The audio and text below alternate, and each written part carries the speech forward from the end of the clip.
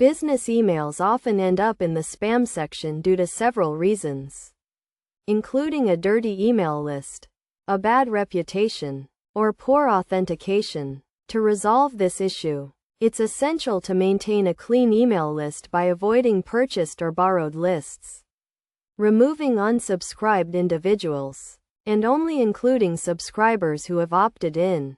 Proper email authentication is also crucial, and this can be achieved by adding authentication methods, such as a sender policy framework or domain key identification, to make emails appear more trustworthy.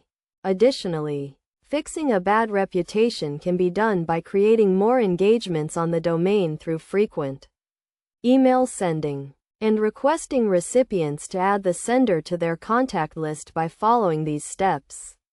Businesses can reduce the likelihood of their emails being flagged as spam and improve their overall email deliverability.